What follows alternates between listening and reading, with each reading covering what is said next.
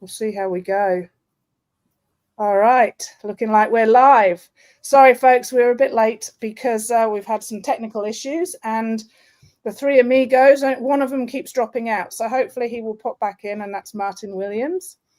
So big welcome to Russell Young from just outside of Dalby in Queensland, and Kevin Elmy, who's making a big, zooming in from Alberta on a Saturday afternoon from Western Canada. And then hopefully Martin will come and join us, and he's from the middle of New South Wales in a place called Nyngan. And it looks like we might have him here. Just got to rearrange a few things. There you go. So I think he's on his phone now, so that's all good. Welcome, Martin. Thank you, Tamzin. So first of all, this is our first live stream where the four of us get together, and we are going to discuss multi-species farming in order for people to understand what we will be discussing monthly. Probably, I think, the third weekend. We'll see if this time slot works, because for all of us working on the land, it's pretty difficult to get any consistent time where we can sit in front of a computer. We were just discussing this before. So the membership is going to go ahead full blast from January. So you'll have the video, you'll have a couple of lives where we just speak about more freely about multi-species farming, but also with the video that will be live when the person that I filmed comes on and actually discusses, so you can specifically answer those questions. Okay, so what I thought I'd start with, because language to me is very, very important, and because we've called this multi-species farming, for those of you watching, please add your comments. Let me know where you are in the world, and also what does multi-species farming actually mean to you? And we might just go around everybody as well, but if anybody who's watching live wants to join in, please feel free, because I know that when you say to people multi-species or mixed species, their minds straight away go to one form. But in actual fact, I just want to sort of open up with the language that we use into the fact that there's probably a little bit more to it. So does anybody want to add what multi-species farming actually means to them? Hi, Neil. You're my number one fan. Good to see you. And I'm not in the back of the ute, but you know, those days are well, that's what is good. And sorry, I've just lost my flow. All right, so we're on to multi-species farming. Anybody want to add something to that discussion? What does it mean to you using that language?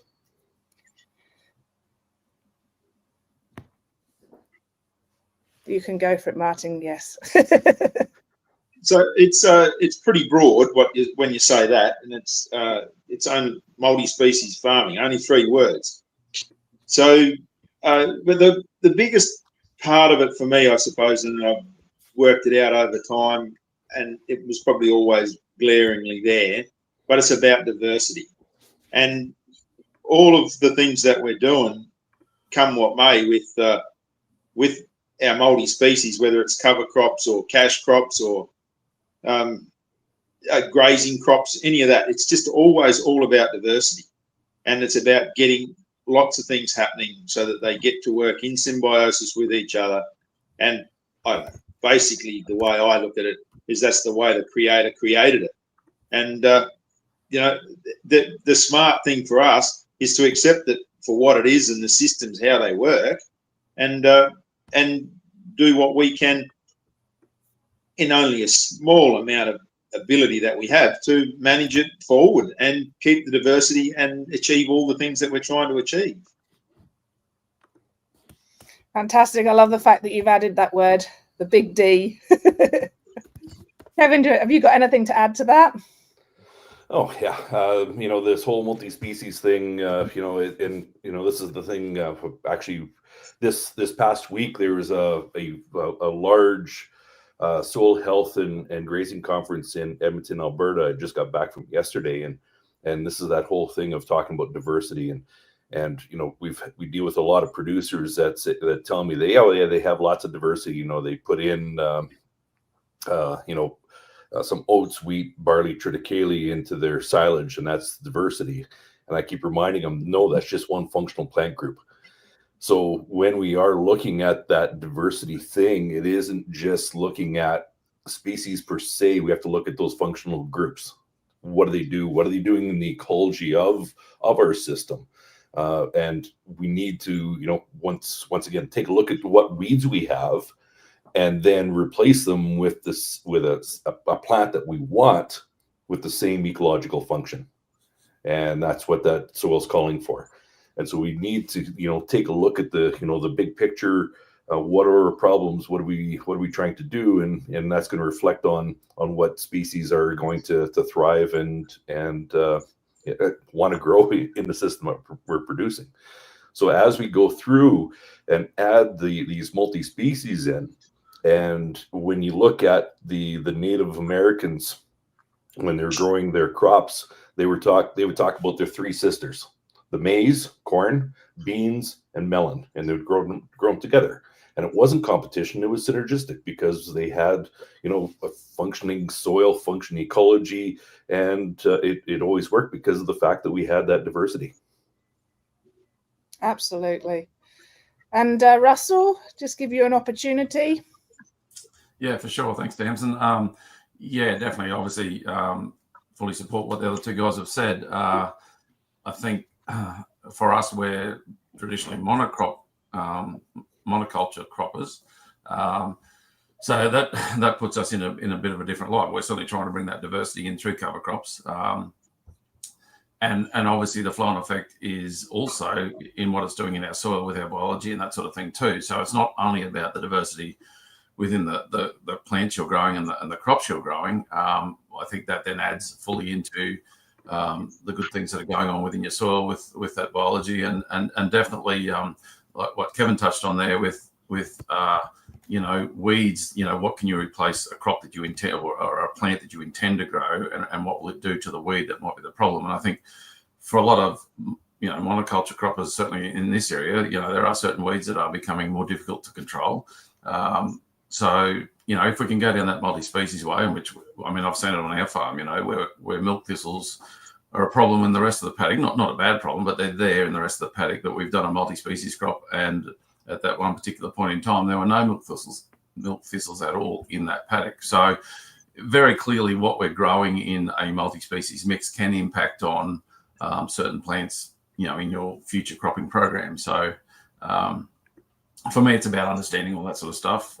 You know, I'm only new at this, and hopefully, you know, streamline our system so that we can utilize that multi-species, not necessarily like Martin does in a harvesting the crop situation, but utilizing it to probably address issues that we've got across our farm, and obviously still hopefully growing and building our biology and that in the soil as well. Fantastic, thank you. And it's really noticeable actually, because I'm going to add a little extra bit into having a multi-species. It's not necessarily the seeds and the plants that you're growing, remembering also that we've got lots of animals which help to add diversity as well. So having your cattle and your sheep and horses, should I dare say, and chickens and poultry and things like that as well also is, I believe, using that language of multi-species actually involved in multi-species farming. So that was just my little extra bit. Excuse me, Tamzin. Yes, Martin. Can I just take you on a little journey? Yeah, you want to show us your three sisters. So there we are. That's my front yard. Corn, pumpkins, and beans in there. And there's plenty of other diversity around it too. There's actually some tomatoes in there, and that is growing exponentially every day, and it is so cool. Righto, that's all. Yeah, thank you. I had a feeling that might pop up once Kevin mentioned the three sisters. I was like, oh, Martin's going to get excited here. Now, it's hard to get him wound up about anything. Ironically, though, Martin was growing this beautiful sort of like meadow verge with flowers and a few weeds, but, you know, lots of grasses. And what happened, Martin? What happened with your neighbours? It was beautiful. Oh, they encouraged me to mow it and control it because, and the excuse was given that I might be harbouring snakes. It's crazy, isn't it? I was blown away, and we had butterflies and all the other good little insects, but no, just in case there were snakes. Which is, we're in Australia, there's going to be snakes. That's as far as I'm aware. Okay, so let's move around the room then with. I gave each one of these lovely gentlemen a few questions to answer. And I think maybe your future plans will leave right to the end of the session. And is anybody wanting to start with the questions? Because I can read them out, or you can just sort of go on your merry way with whatever you want to speak about. Anybody? I'm always happy. I'm always happy, Tamzin. Like you never need somebody to pick on the kick off. Like, you know, I'm your man. Okay, Martin the man. So I just gave him a couple of questions about how did the four-way grading start? Why transition from monograding to multi-species grading? And then your plans going forwards. But so can I show them this photo? Sure. All right. So that happened to be the one where I advertised the live, and I have got the video up as well, Martin. If just give me, you know, a nod to say that you want me to show the video. Yeah, you could. Can you turn the volume down on the video and I'll talk you through what's happening in that system? Oh, so you want me to? Okay, let's go this way then. Can you do that? You can just run the video and we'll just explain what's going on. Okay. So, and I can slide it wherever you want me to and stop it whenever you like, okay? Yeah, I think I'll be able to keep up. So we're up that red auger into an aspirator and then two screening machines. I just stop it there. Right, aspirator, that lifts the light stuff off as it goes through a wind stream. Then there's two rotary screeners underneath that. The top one is scalping the lupins off, and then they come out the back there, and they're going up that green auger into the bin on the left. And then the wheat and everything else falls through that. Then it goes into a screen, and the wheat stays above the screen, but the canola comes through. And then the canola is going up that rusty auger to the bin on the right. And then the rest comes into that next, right in the middle there now is another indent machine. It's going into those indents. And so that the indents there pick up the wheat. There is a little bit of volunteer radish in there and some canola, a little bit of road canola. And then the oats get left behind there, and then the oats are going up that orange elevator. Then keep going, Tamzin. Then up that little white elevator, little white auger, and stop there. And it's going into that last indent machine. And that indent machine picks up the couple of escapee canolas and our radish, the volunteer radish, and that's coming this way into that bulker bag. And then the wheat is going up that orange auger into that bin, that silver bin. And then there's an auger coming out of that bin, and that's where we unload it into the truck. So that's basically how that system was configured. And I've got a couple of little things that I've figured out since I've had that going about what I can do to make it even better. Our wheat is absolutely deliverable as a commodity crop. Like there's no dramas delivering that. And the lupins were in really good shape. The canola had a little bit of wheat and some small wheat and some other bits and pieces, and it wasn't quite ready for delivery as a commodity.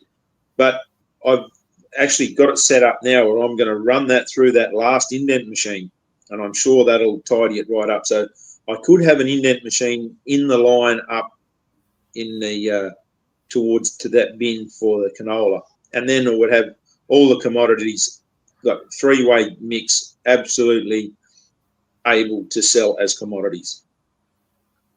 So that, again, that's lupins, albus lupins, wheat, and canola. And as well as that, we've got some volunteer oats and some black oats that we're grading out, and some volunteer radish that we're grading out.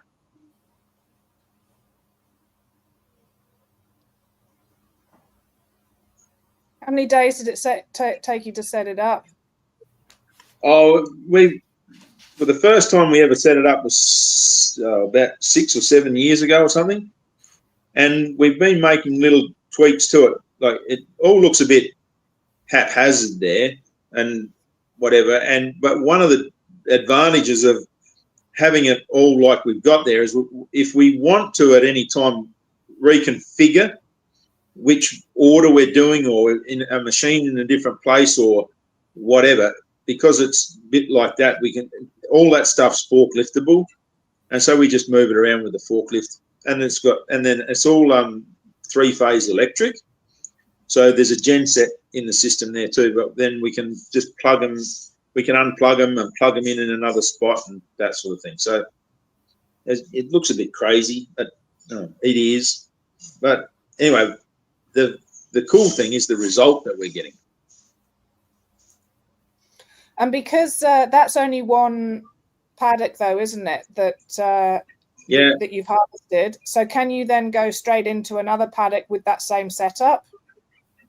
The next stuff that we grade will be fairly similar. We don't have the canola, so we won't have anything coming up. The only stuff that'll come off the bottom on our very small screen will be sort of rubbishy stuff, small weed seeds and cracked radish seeds and things like that. So we're only going to be going to a small bin on that, and we'll just reconfigure the bins and the augers a little bit, how we do that. And then there'll be a lot more radish come out. So where that little auger going into the bulker bag is, that'll get changed out for a bigger auger and going into a bin. So just the mix and match. But basically, all right, and remember what we do, one of the big considerations is with this multi-species grading is to have a big, a medium, a small and a long. And because there's plenty of size differentiation, we're able to split it up at a good lick. Right in that situation right there now, there was some barley growing in that paddock in a multi-species 2 years ago, and there was some barley in it that lived over. And, because we've really cut back on how much we're spraying and killing things now, but we've got a few things that, come along. And so there is a little bit of barley in that wheat, a little bit, but it's acceptable when we're selling it into the commodity market. And, stuff like that, we just don't get too hung up on it anymore. So, Kevin, how did you move on to the multi-species cover crop? Were you once a monoculture farmer? How did it all start for you?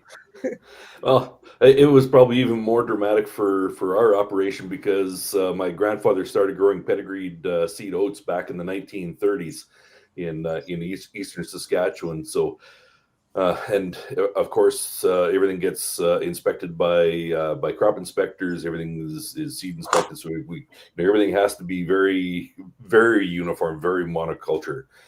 And so we had a seed operation on the farm where we're retailing seed. And one of my customers asked me about, he heard about this guy down in the States doing some goofy stuff, this Gabe guy. And I wanted to try this multi-species mixes. So I imported a bunch of seed for him, put it together for him, and then went out and walked the field. And I said, hey, there's something to this. So then we started playing around with some different blends, and the number one weed on our farm was something called Roundup Ready canola. We were growing some soybeans. We just couldn't get the canola out. So I was looking, instead of dealing chemically trying to remove the canola, I was looking for cultural ways. And then the input price of canola kept going up. So I said, to heck with this, jumped off and was looking for ways of reducing risk on the farm. And so when we started getting full season cover crops, we were haying it to get a little bit of cash flow out of it. But I was seeing that, number one, I was getting my our winter triticale, because what we do is, so we're cropping during our summer, and then this time of year in eastern Saskatchewan, I think with a wind chill today was about minus 35, and so a nice layer of snow on top of it. So our winter crops, we seed before the snow flies, and we want to get into that 3-leaf stage, and then we get a nice cover of snow on top of it. It then survives underneath the snow all winter. In the spring it grows, and then we get that cash crop earlier. We'd harvest that earlier than our spring seeded crops. So different ways of spreading out workload and risk.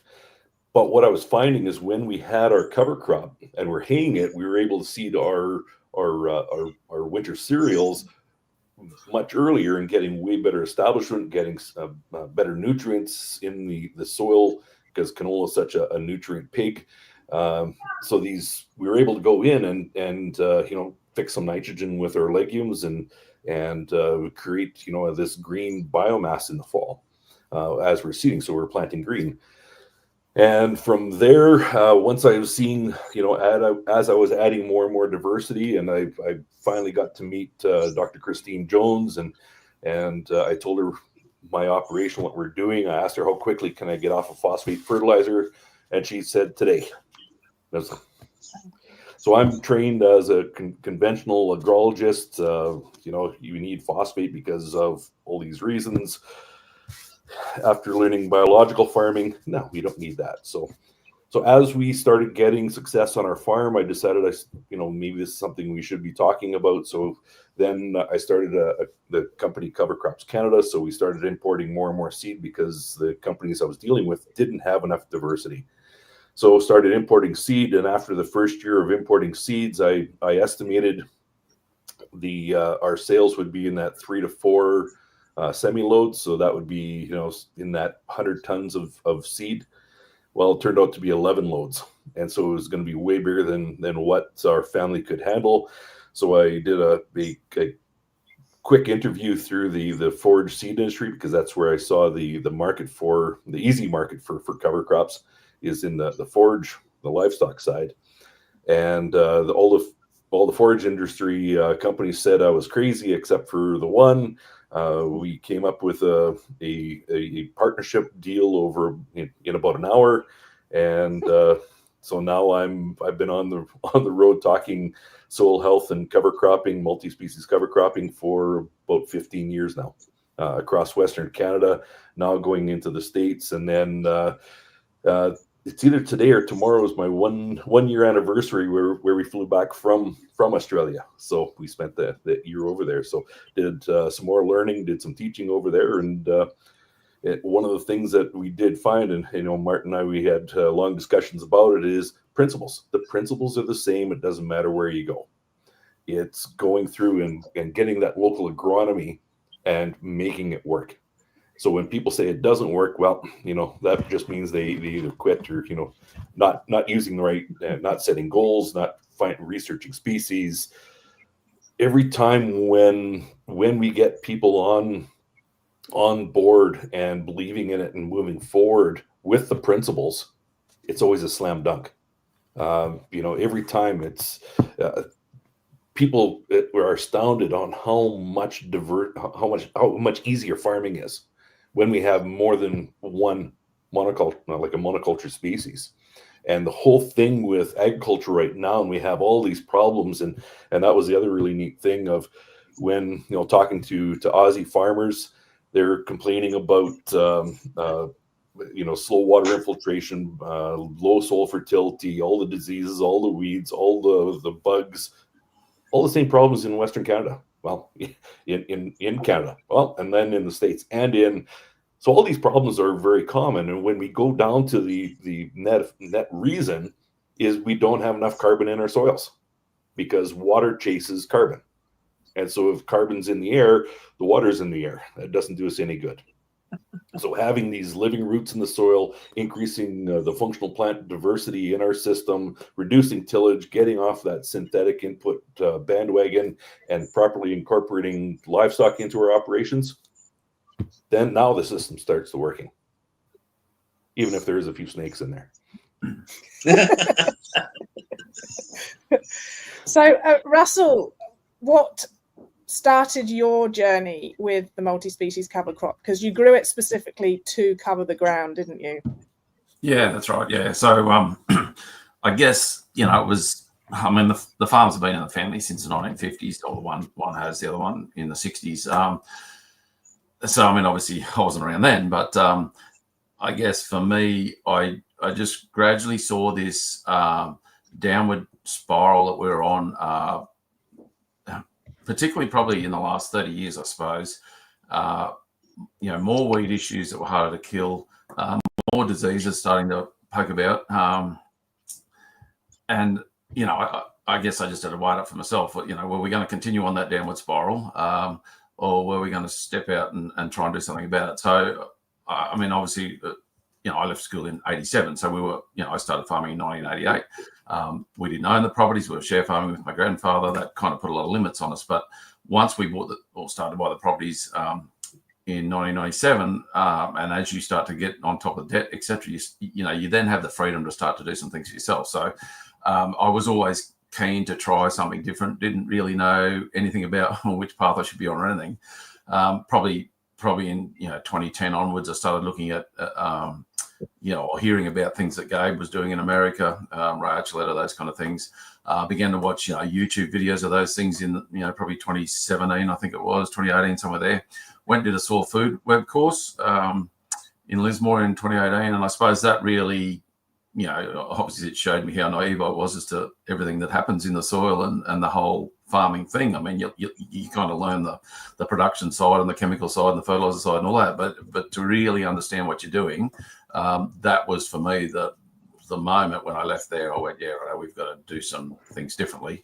Bear in mind that was for us here in Australia a really bad drought. So we were in drought from 2017 to the end of 2020. So I was obviously keen to try and implement some of the things that we'd learned in this soil food web course, but when it's not raining, you can't do too much about growing crops. So the first crop that I grew as a multi-species was in 2021, and that's when Martin and you, Tamzin, and Sarah and Dr. Christine Jones came to our property that day. And, from then on, it's just been this journey of trying to, obviously watch and observe and learn and see how different plants behave differently, obviously as a multi-species mix. And that one that we grew that time when you guys came was a 12-way mix. And certainly, a couple of really several observations, I suppose. I've never seen our soil so friable, and the way the root structure worked and that within our soil, comparing that multi-species crop to our monoculture wheat that was, just up the paddock a little bit further, chalk and cheese between the way you could dig into that soil, the worm activity in there. If you're a keen fisherman, don't come to our place to dig for worms because you're not going to get any. In that multi-species crop, under the turnips, the radish, those sort of things, it wasn't hard to find worms. So there's no doubt, like Gabe says, you provide the environment for these things and they will come, and that's absolutely true.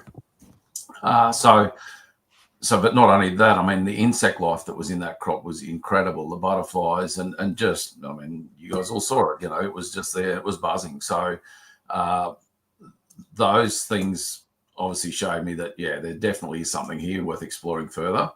I guess for us in our business, it's a bit challenging because we traditionally are monoculture croppers. We also produce seed. So, and 99.9% of our customers are monoculture croppers. So they don't want a radish seed or a oat seed or whatever in with their wheat. Now, the grading equipment is fantastic, but to actually completely clean every single thing out of that is quite challenging.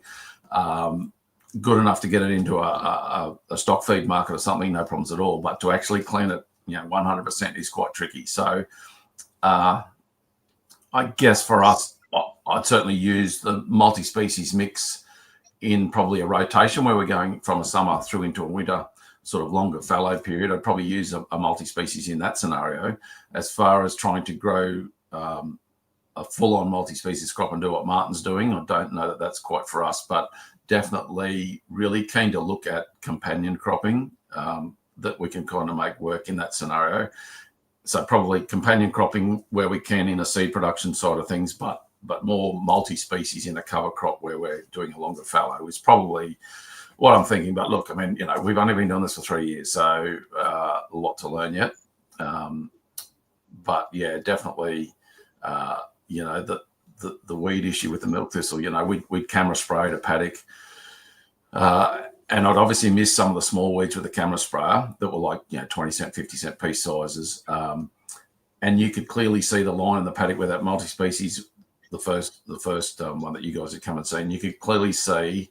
So this is 2 years on.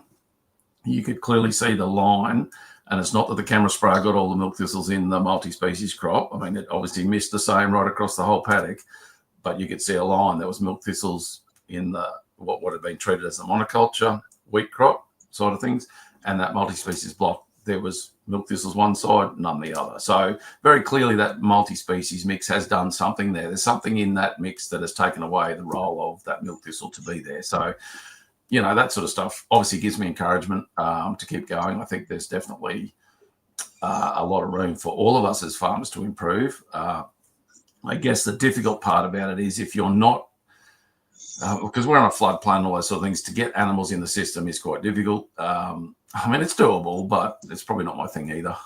Cattle, sheep, whatever.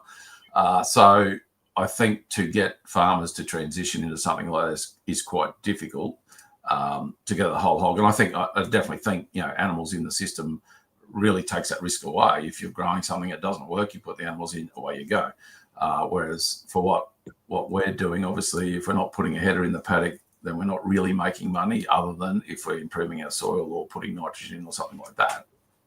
So, yeah, for us, it's with the observation, Russell, about the milk thistles. So are you planning on putting the multi-species across your entire farm? Only in stages. Certainly, obviously wouldn't do it in one hit. It will be broken up into paddocks and definitely a rotational thing. Yeah, I think so. Both over the summer and the winter seasons, the different seasons?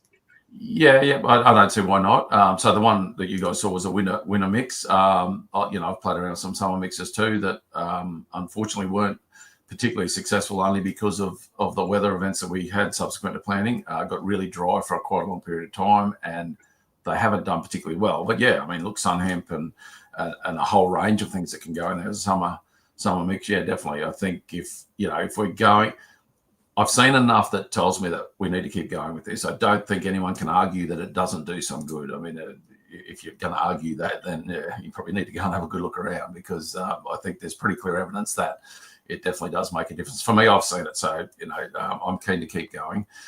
I mean, I'd love to be able to roller crimp more and probably lay that crop down and do it that way rather than going in and desiccating with a chemical or something like that. That would be my preference, but obviously bear in mind if it's too wet or something like that and the crop's getting away. I mean, obviously what we need to watch is if you've got 8 or 10 things in a mix and then next year your plan is you're going to go in and grow a monoculture seed crop, we need to watch what in that mix goes to seed that may then be a problem for us to produce that seed the next year. So, I guess we complicate our business as far as multi-species goes by producing seed, but that's what we do and that's what pays the bills, and that's what we need to keep doing. So at this stage now, I know you're keen for me to go into growing multi-species mixes of seed and all that sort of thing. And look, I'm not going to say never, but obviously we need to get better at what we're doing first and then probably just move through as we go, Yeah, fantastic. So with the observations, Kevin, I just want to bring up this photo and you can talk us through it because there's obvious observations here. Oh, and that's the whole thing. When we start looking at changing management practices, and we only focus on, as Chris Nichols, sorry, get my Chris's all mixed up. Chris Nichols, what she says in agriculture, the first thing we should really do is get word of the word yield. It's not the end all be all of, the profitability. She said net profit is what we always should be talking about. So here's a producer from kind of the central of Alberta. When Diane and Haggerty were out here this last August, I sent them on a bit of a road trip and sent them actually really close to where this producer is from.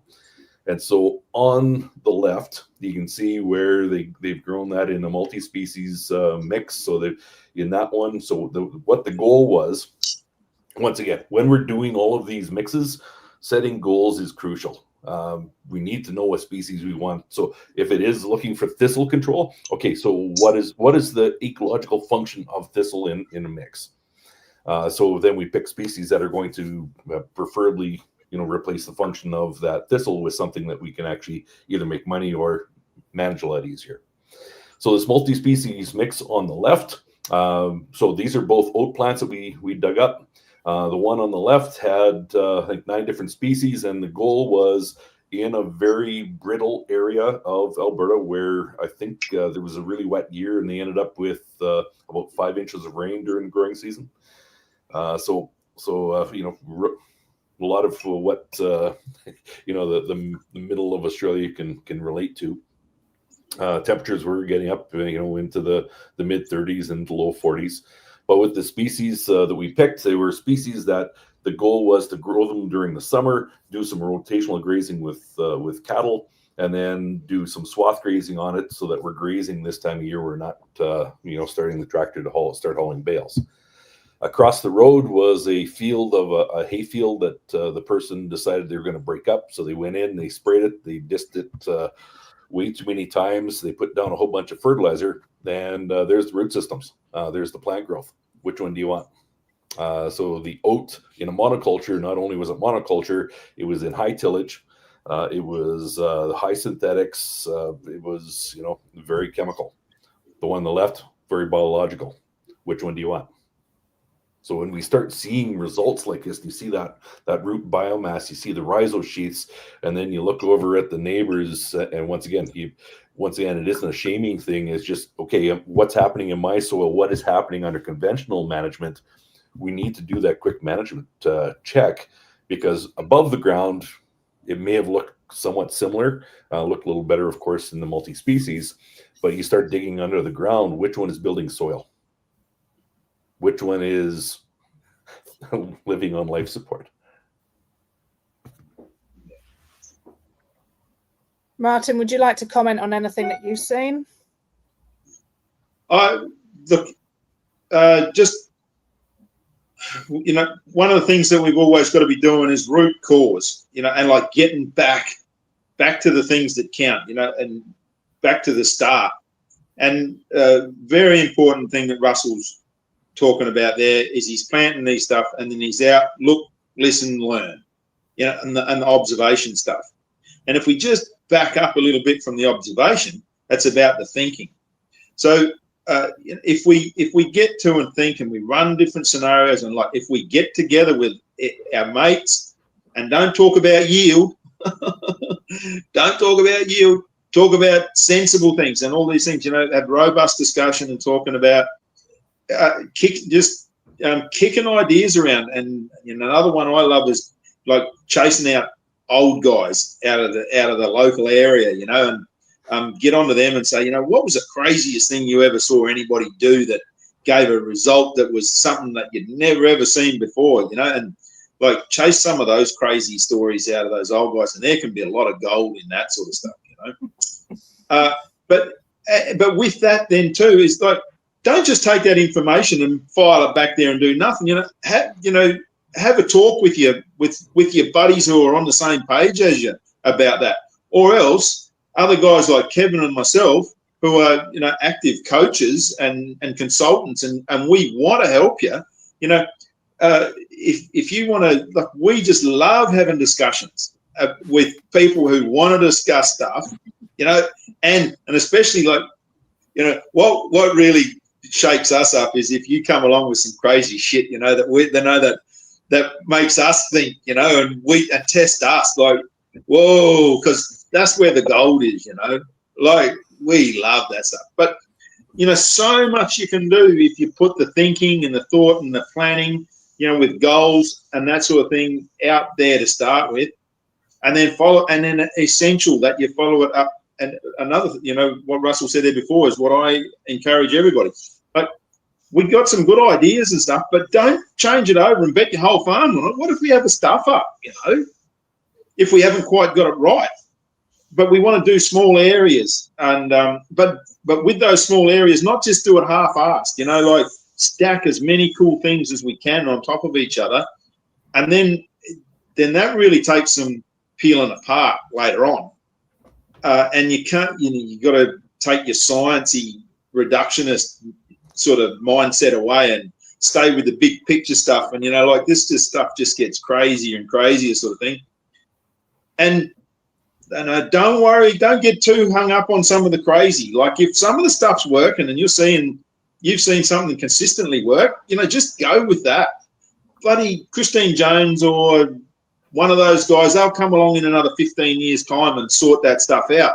You know, we don't need to worry about that. On with it. So, yeah,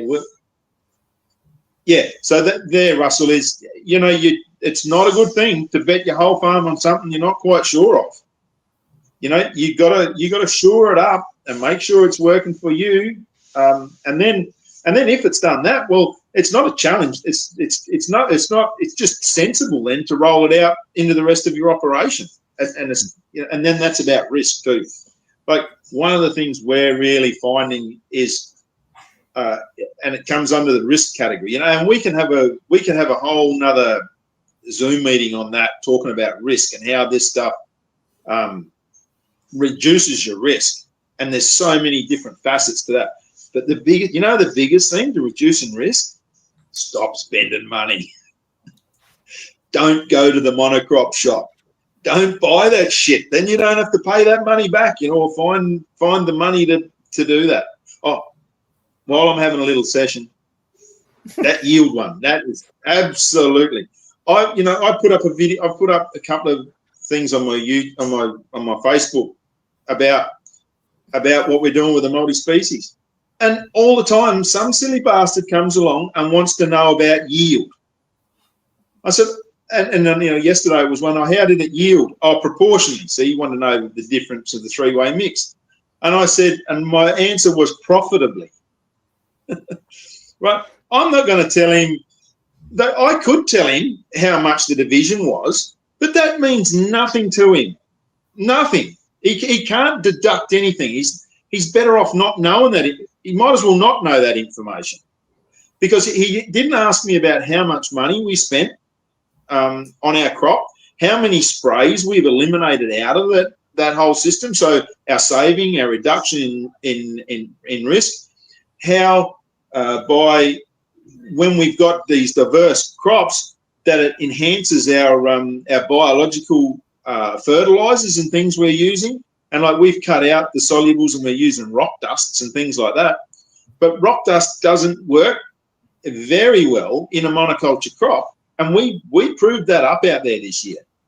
Our multi-species crop looked a whole lot better on the same FERT program as the monoculture crop did. And what we're putting it down to, part of what we're putting it down to, is that just the symbiosis and everything, and the diversity above, diversity below, it all gets it all cranking along, and so, you know, it just enhances our whole system. So, you know, the question, pardon?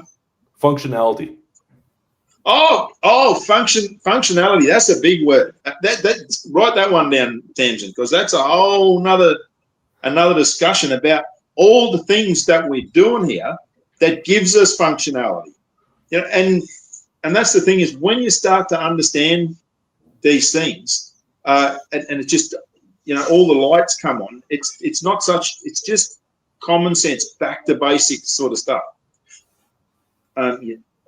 So just on that, so our fertilizer, we've reduced our fertilizer costs because we're using the biologicals, and we're getting the same results because we've got multi-species going on. So then that enhances our profitability because we've reduced our inputs. So, you know, like, I didn't want to call that fella out, you know, rudely and say, mate, you know, you're not looking at the big picture here.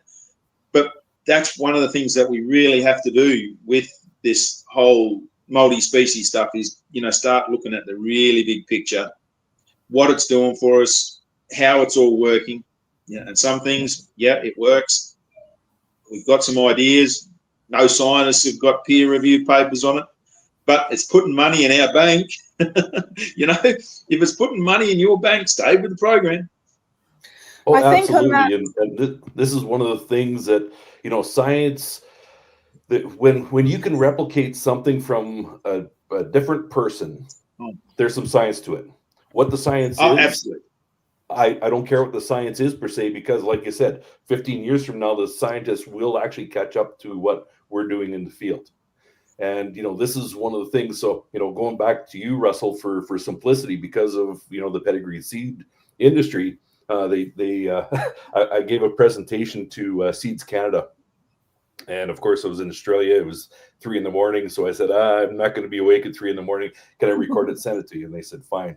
So I did a presentation on it, on multi-species use in the pedigreed seed industry in Canada. And I did a quick follow-up after. I said, how did it go over? He said, good, but I've never been invited back to do another presentation.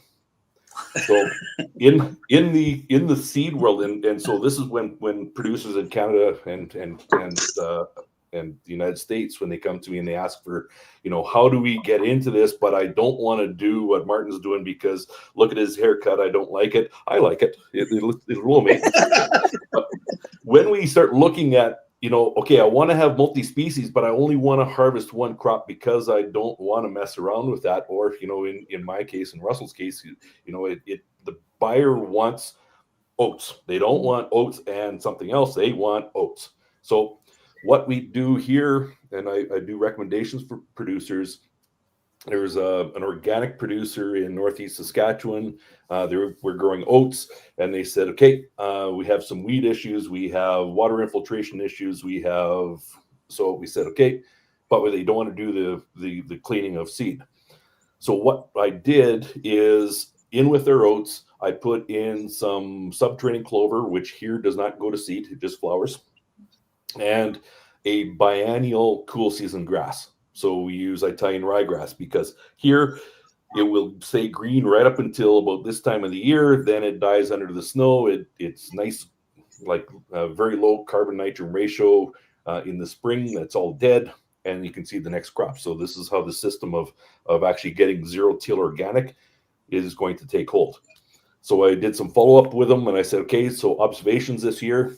He said, and of course he's just getting into regen ag. So he said, my oat yield where the cover crop was of the Italian ryegrass and subterranean clover, yields were down about 2 bushels an acre, but my weed pressure dropped by 80%.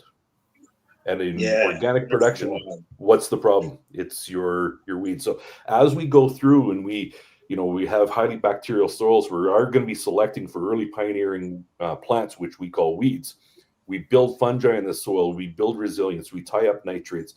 Those weeds, those annual weeds, now disappear, and now we're going to be getting functional soils, which are going to infiltrate more water, not support any weeds, support better seed fill, all the things we want.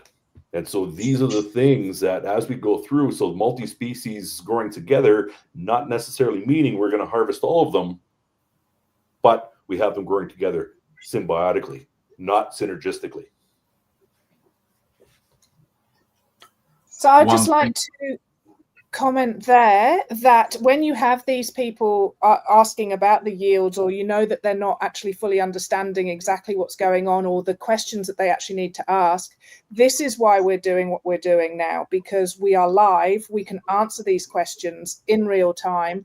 And going back to any videos that I produce, you again can say, look, I didn't really understand this bit, and whosever farm I've been on, you can actually ask that person directly. So this going forward now with Farming Revolution, it's really important that you just, try and channel all three of you and anybody who's watching this live, channel these folks into this regenerative farming membership, because it's not being done anywhere. It's hands-on communication and use of language and use of everything that you're actually doing on farm and learning something new with these lives. I do have a couple of questions, so I'm just going to read them off here, and then anybody who wants to interpret the question and answer it their way, then feel free. Can you please provide some info on stats which indicates the increment of water holding capacity after regenerative practices, especially in Australia?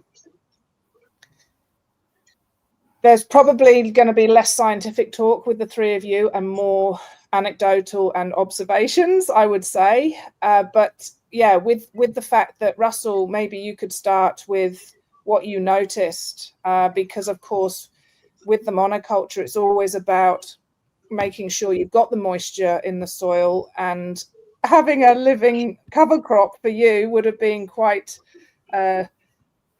sort of in your face kind of thing at the very beginning, until you saw what actually was happening.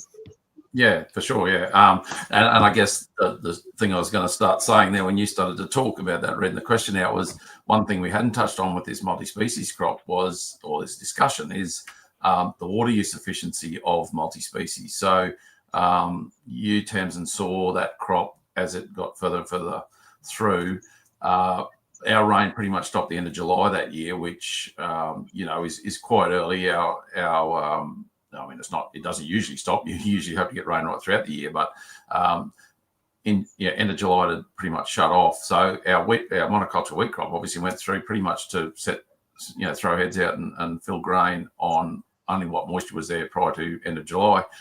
And that multi-species crop, I actually ended up throwing. We've got a bore at home that only pumps about 3,000 litres an hour, but I threw it out in the paddock where the multi-species was for a few days, and it watered probably a patch as big as a couple of houses, 2 or 3 or 4 houses in size. And I kept looking in there, and you could not see the difference in that crop as to where we'd watered and where we hadn't. When you walked in there, you felt the ground was softer under your feet. You knew you were in what had been watered, but to visually look at that paddock, had that been a monoculture crop, I'm sure if that was wheat, you would have seen a very clear line where that water had got to.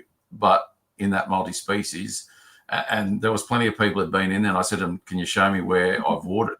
And no one could pick it.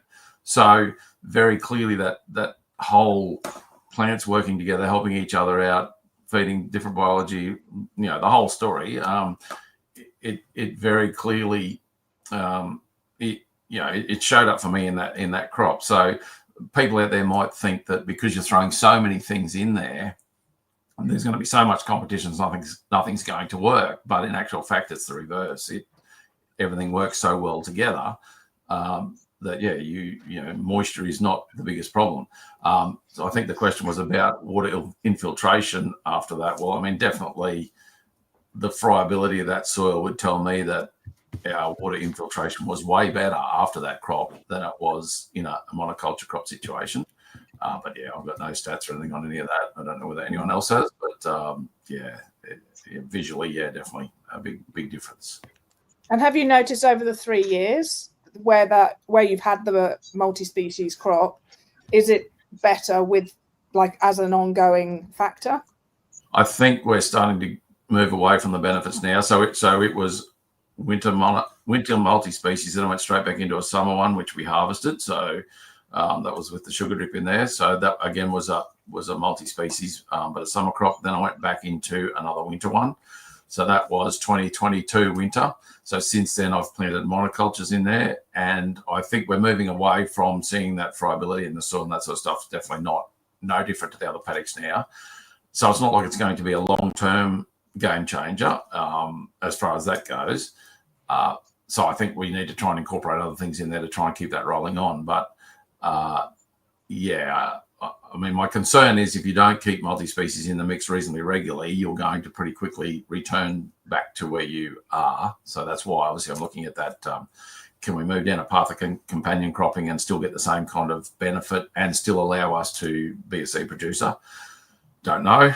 But yeah, that's, I believe Jill Clapperton's coming to Australia next year, and she's a bit of a guru on this kind of stuff, I believe. So yeah, pretty keen to catch up with her and see what ideas she's got, and obviously what combinations, because you know, like when we threw that multi-species in, I had no one. I didn't know anyone that had done it around our area to talk to find out what to put in. I just chucked 12 things in a mix and said that'll do. Well, you know, probably got it quite wrong really in that mix for what I was trying to achieve, but no doubt showed me a lot of changes, and you know, showed me that there's definitely some benefits in doing that. So obviously, you know, someone like Jill maybe can help me not make the mistakes I've made in the past, and you know, get on the front foot a lot quicker. So, Kevin, have you got anything with the water?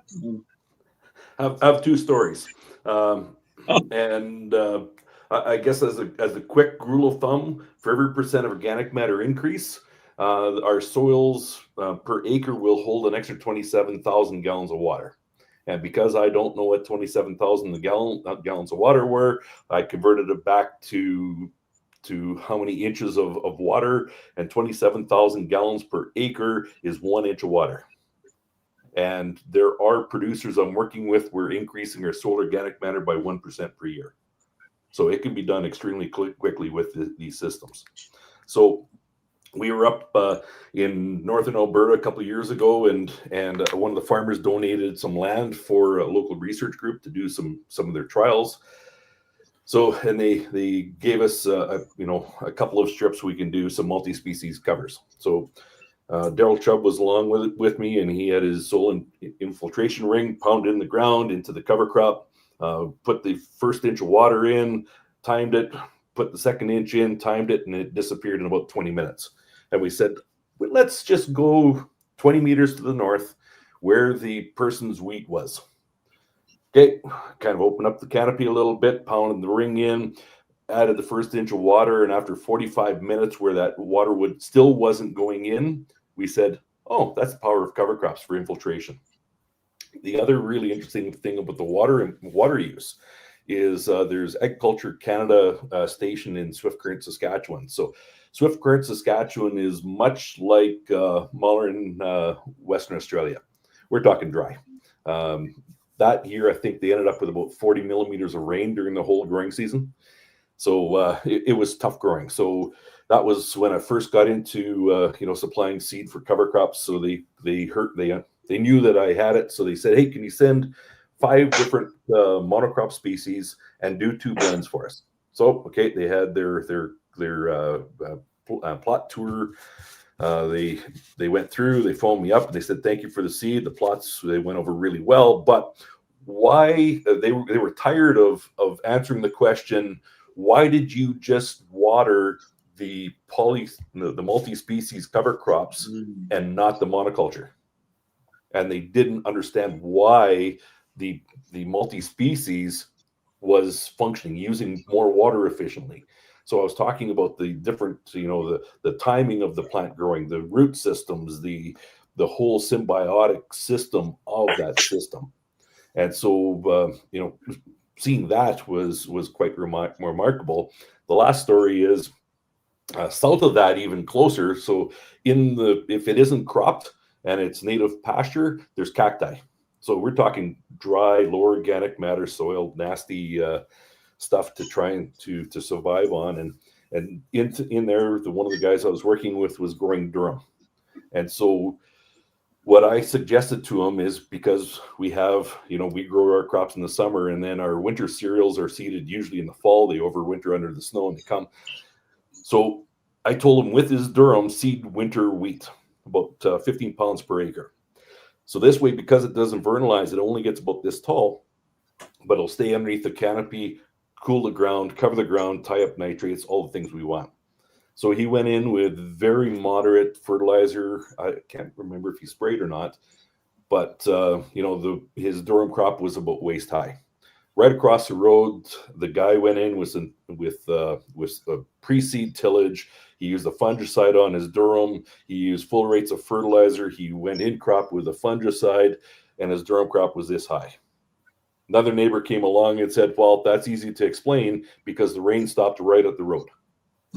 It wasn't anything to the fact that, they never heard of Altergene, where, micro water cycles, they didn't know about root exudates.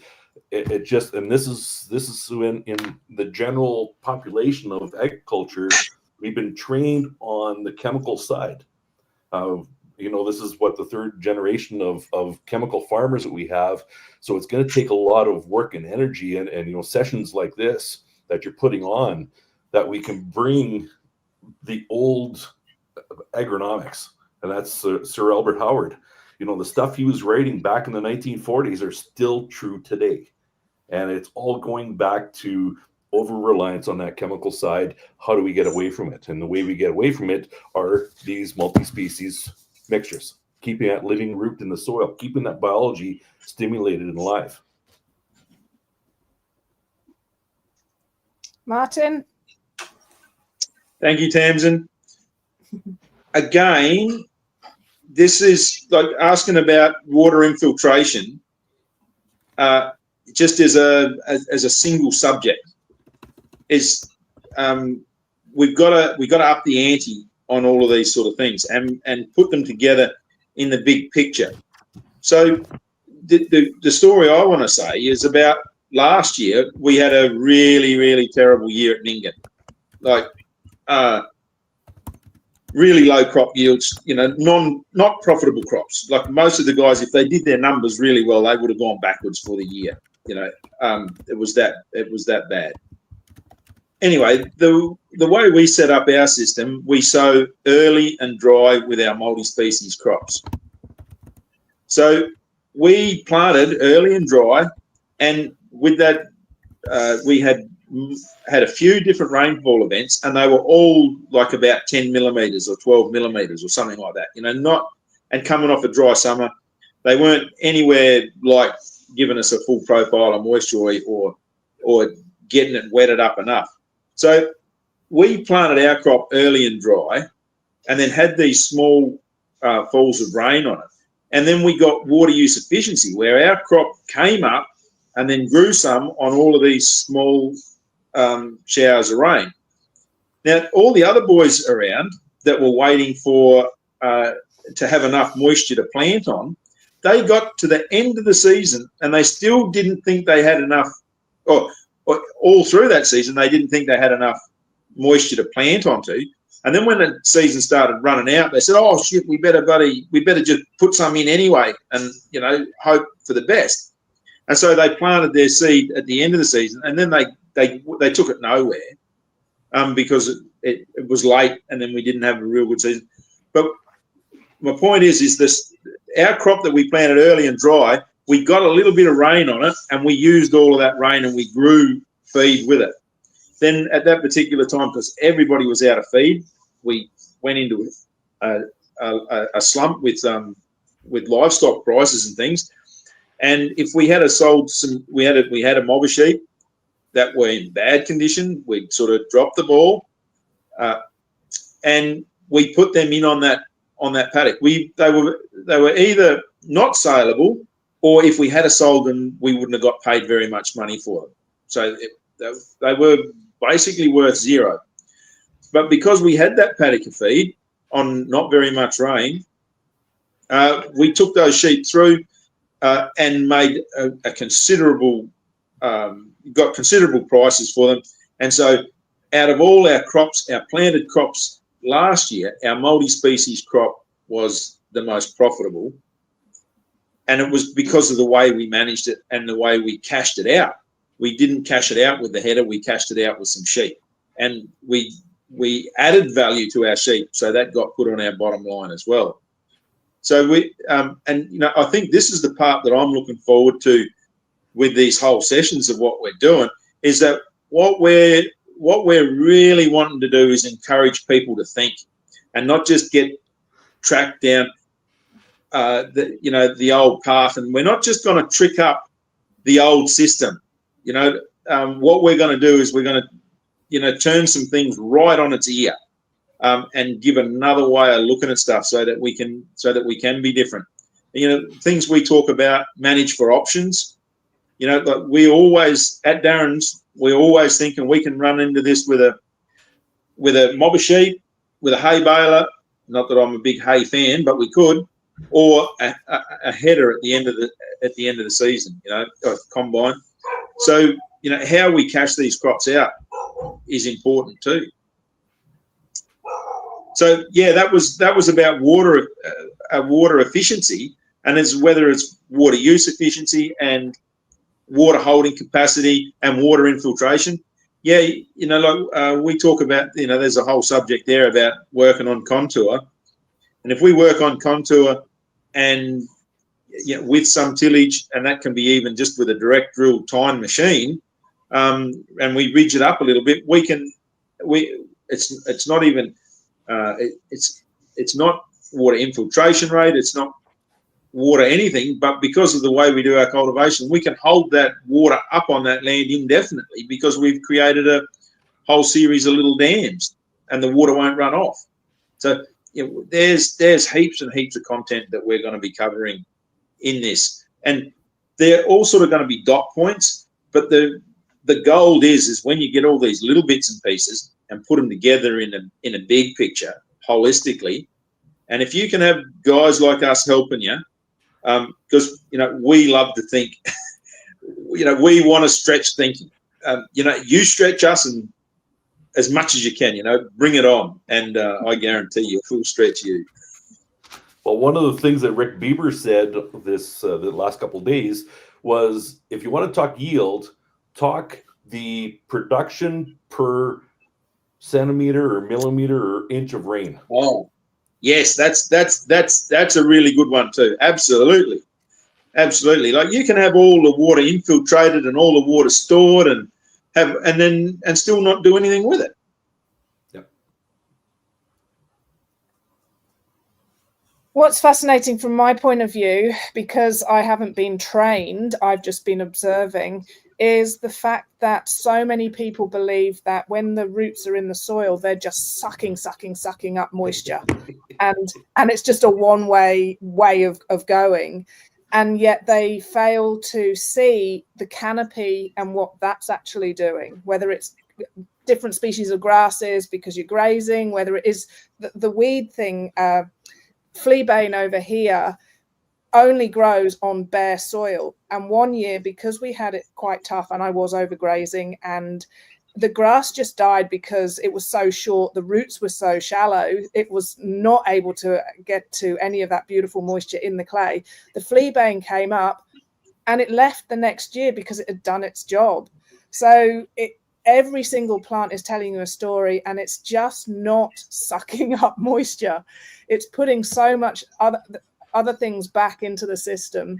And yeah, if you can just open that little lid in your brain, it makes a huge difference to actually being able to absorb everything else. Again, pardon the pun, where multi-species is concerned, and the diversity.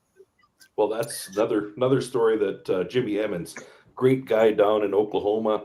One of the things that he did is he was seeding a cover crop in his irrigation outside of Oklahoma City, and he ran out of seed with about half a hectare left. And he said, "What a great thing to use as a check."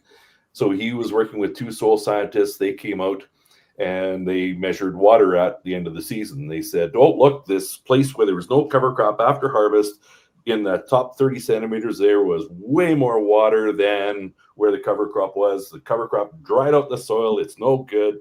He said, "Okay, got your big bit out. We're going to go down a meter."